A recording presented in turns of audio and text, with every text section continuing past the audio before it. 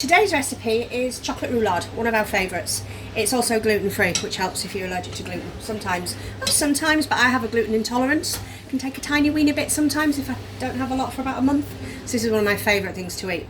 So in here we have 6 large egg whites. I have separated them, and you shall use the yolks. So you need both eggs, whites and egg yolks. And we are going to whisk them until they form stiff peaks, but not dry. So we have now whisked this to this is in nice stiff peaks. If you turn it over, it should not fall out, but we're not going to try it. Get rid of that. You can use the same whisks, no issue here. And we have the 6 egg yolks, and we have 175 grams of caster sugar. And we are going to whisk them together until they are nice and light and thick. So we need to turn the washing machine on.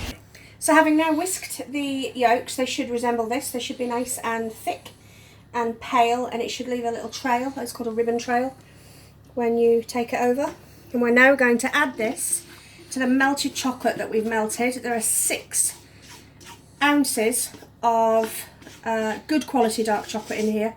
A good quality dark cooking chocolate will have more cocoa solids in it. This is a 72, I don't know how they measure it, but it's 72% mass cocoa in here, which is quite high. And we are now going to very gently combine this until it's folded together. We are now going to, so that's now what it resembles. That's just the egg yolk and sugar mixture with the chocolate. We are now going to place in just 2 good dollops of the egg whites, and I've changed to a metal spoon. I don't want to try and not beat the air out of it, because we do, so the only thing that's going to give it its rise is the air. So we're now going to combine this by gently folding in the egg whites. It just loosens the mix, it's a bit thick otherwise. And we're now going to pour in the rest of the egg whites. This is quite a laborious job because it's important to try and fold it well, but not fold it too much that we lose the air that the egg whites are going to create. And we are now going to fold this again until well combined. You'll all have your own individual methods of folding. It's something you learn at school, really, isn't it? I never know whether I'm doing mine correctly. It's like little fluffy clouds, look.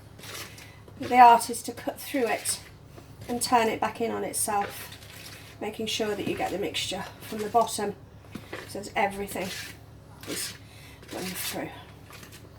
I'm sure the pastry chefs and the cooking chefs who are watching this are probably just appalled at my folding technique. I have prepared my tin.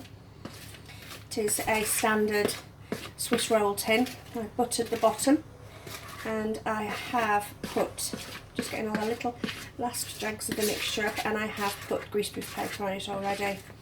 That's nice. Just a few more folds will do, and then we are going to put our cocoa powder on it, which is 2 tablespoons, just to give just a slight bit of thickening to it.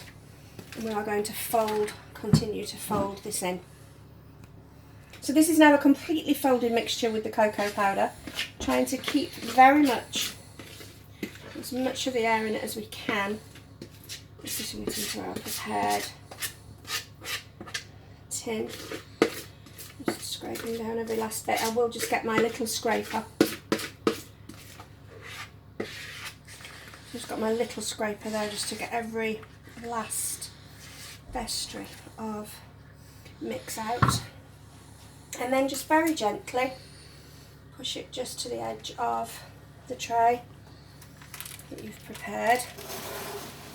Just making sure it's in all the corners. It does rise a little bit. It's quite a thick mixture, it just needs to be spread. It's just yummy. Look how chocolatey that is. And yes, I did lick the spoon, because that's what you're supposed to do. I'm just going to spread this right across to the corners. Just be very gentle, because we don't want to knock any of the air out of it, because it's the air again that makes it rise. And we've set that on a 160 fan oven, and that goes in there for about 20 minutes. We'll come back in a little while and see how it's risen. So this has been in the oven 20 minutes. This is now what you should be looking at. It's just nice, kind of got a crack to it because it's meringue. We just now leave it to completely and utterly cool. So we're going to set that to one side. Whilst that's cooling, we are going to whip up a pint of fresh cream. It's my oven glove, by the way. It wants to be thick and whipped, but not over stiff because it needs to be spreadable. So here we have a prepared piece of greaseproof paper. I've already sprinkled it with icing sugar. Just do that. I always like to lay mine on a tea towel, and we're just going to flip this over onto it. It is kind of a work of art, but there you go. You don't need to have any fear. Just need to bash on, get it done. We're just going to very gently peel this off. Doesn't matter if it cracks, if it's rough handled, it's pretty strong stuff. A bit of it's peeled there, stuck to the sides a little bit, but that's okay. Whatever it is that's wrong, you can patch up with some fresh cream.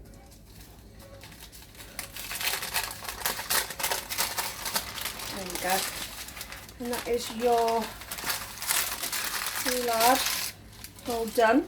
We are going to roll it this way, so I usually just make a slight indent, not all the way through, but just a slight cut in, just so that it gives you, not going all the way through with a palette knife there. You see it's really still very moist. I do like to spread mine with some Nutella first. I have melted it slightly, and hopefully that will spread. We'll see. If I make an absolute dog's ear of it, then we'll see. Just to give it that extra bit of chocolatey. And it just using a little palette knife here, just spread it as far to the edges as you can. Same with this. Just nice. If you melt it, just takes the stiffness away from the Nutella, because when you first take it out of the jar it's quite firm. Okay. Just going to wipe this down because I need it for the cream. So I've whipped my cream from before as a pint of cream, but I haven't made it that stiff because it does need to be spreadable. We'll try that much. And palette knife again, you're just going to flatten it. You're going to not put it right quite to the edge, because when you roll it, it's just going to create an awful mess. It squishes everywhere. It's up to you how much you put in. Probably put a bit too much in, to be honest. I'll probably just take a bit of that off. Did you see the way I did that? Sometimes I marvel at my own genius. There we go. And this is the bit that we do. So you're going to use the paper to help you roll. Remember, we cut that bit first because it just gives us that nice tight roll. And the art of this is to keep rolling as tightly as you can, but use the paper and your thumbs to help create a nice tight roll. It will crack. I prefer it to be very cracked. It's just, to me, gives it a wonderful look. And we are still rolling and lifting. Gonna really like this. Very pretty. And rolling and lifting. So excited! I'm rolling and lifting until we do that one final push. Just 1 minute. Just have to get a plate for it to go on. This is the finished product. I'm just going to slide my hand under that. Just neatly push that back in. Sprinkle it with a bit more icing sugar. And there you have a roulade. Now you could, if you wanted to, I don't know if this is going to work, but we could cut right through the edges.